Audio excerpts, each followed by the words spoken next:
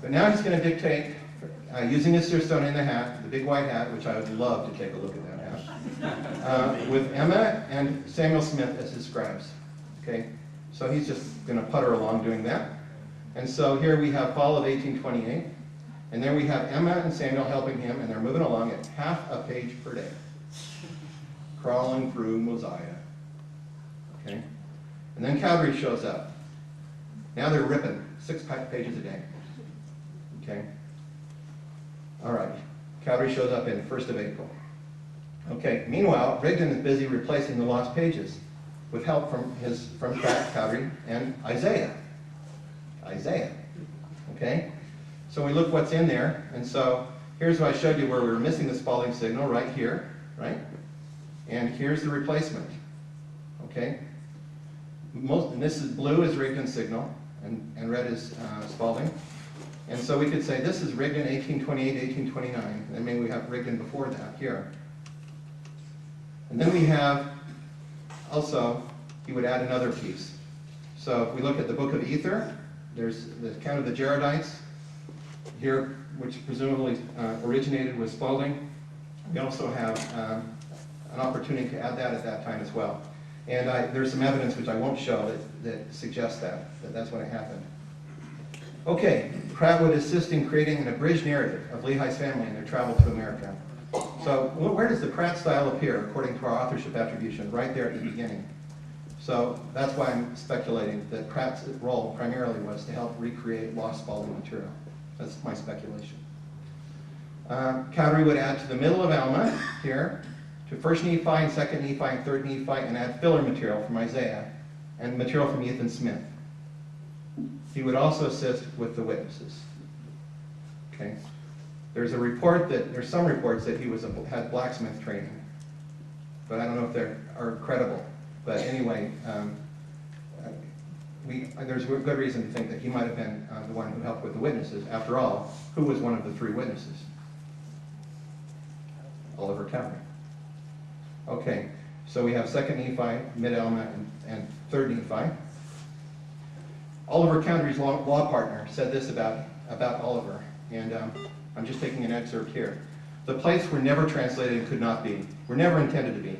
What's claimed to be a translation is the manuscript found, worked over by Cowdery. He was the best scholar among them. Rigdon got the original at the job printing office in Pittsburgh, as I have stated. I say to you that I do know, as well as now can be known, that Cowdery revised the manuscript and Smith and Rigdon approved of it before it became the Book of Mormon. So this is the law partner to Oliver Cowdery talking later. So who was giving revelations when the lost pages were replaced? The key is the Book of Commandments, and this is the most recent stuff that we just did. Okay? The key is the Book of Commandments. Chapters 2 through 10 of the Book of Commandments were composed while the replacement pages were being prepared for in other words, 1828 to 1829, and they actually include instructions on how to proceed with the dictation and ultimately how the problem of the lost pages would be solved. It's given in the Book of Commandments in these chapters. Okay? Wouldn't you like to know who wrote the Book of Commandments? Wouldn't that be cool? And not only that, these commandments are dated. Okay? Sometimes the datings you had to wonder about them. But. Okay, as a prelude to this, I just took some words. I took Book of Commandments chapters. Okay, these are chapters. Let's see if I can show this to you. 2, 9, 3. Okay, all these are Book of Commandments chapters right here. And I found these unusual words in the Book of Mormon that are also found in those exact chapters in the Book of Mormon. Okay?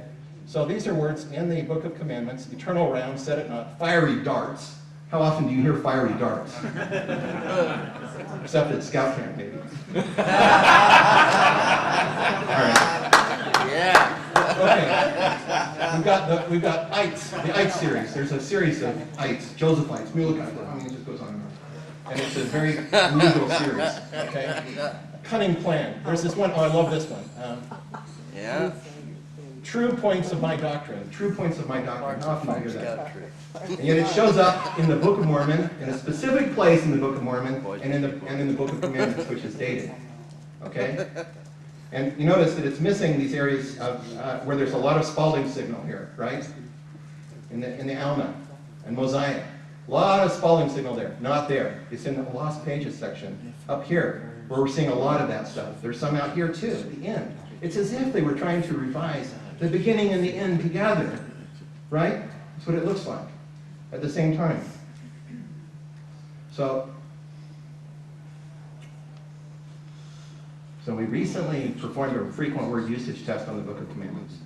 And we just got the final results Friday, very late at night. And so that's why I'm a little bit deranged today.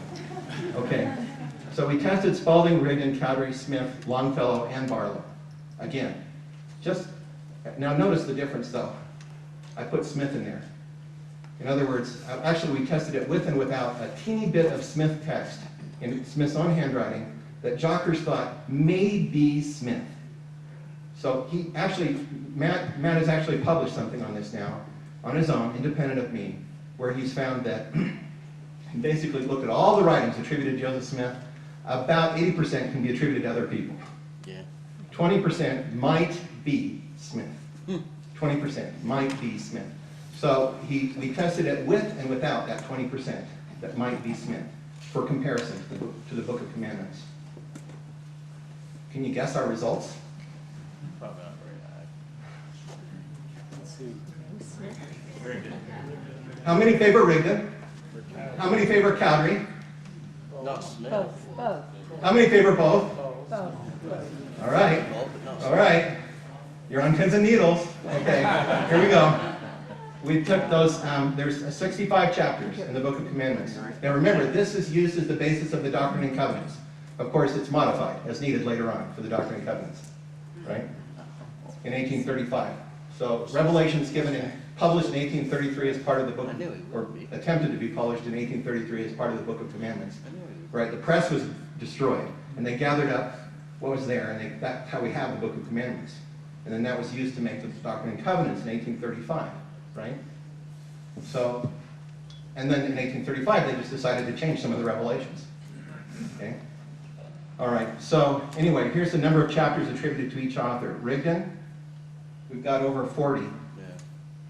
Cowdery, something like 19, right? Pratt, Barlow, Longfellow, and there's no Spalding. No Spalding. Of course not, he's dead. But not only that, not picking up his signal. We're not seeing it. Okay, which is good. It could be by chance you would pick it up, right? Just by chance, just by random chance. It could be that some chapter is close enough to be picked up and called as Spalding. In fact, our control authors, Barlow and Longfellow, were picked up for a couple of little teeny chapters where you don't have enough text, really. And they're picked up and called, well, they're attributed to Barlow and Longfellow. We know they're not Barlow and Longfellow. That's just a normal error you expect in science. Okay, a normal error.